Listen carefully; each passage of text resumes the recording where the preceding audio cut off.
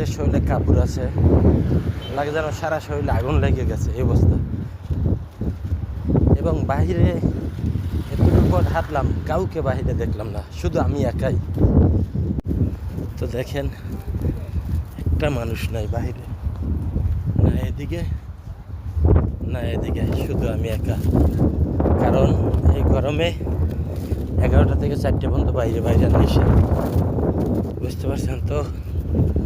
ভালো থাকবেন, আমার দ্বারা আর কথা বলা সম্ভব না।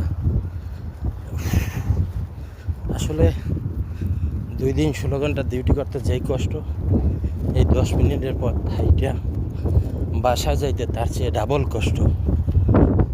তো যারাই গরম বলেন, এখানকার 50 ডিগ্রি গরমে একবার বাইরে এলে বুঝতে পারতেন গরম কাকে বলে, গরম কি জিনিস।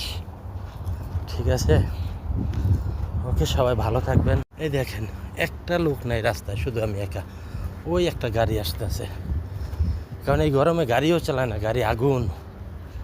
ওকে, সবাই ভালো থাকবেন, আল্লাহ। গরম কাকে বলে, এই দেখেন 5 থেকে 7 মিনিট হাঁটছি, কিন্তু আমি নিজে চিনতে পারতেছি না, এই অবস্থা।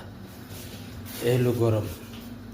আর আপনারা দেশে থেকে বলেন কি গরম গরম, ঠিক আছে। দেখেন, মাত্র 5 থেকে 7 মিনিট রাস্তা। এই হলো গরমের পরিস্থিতি।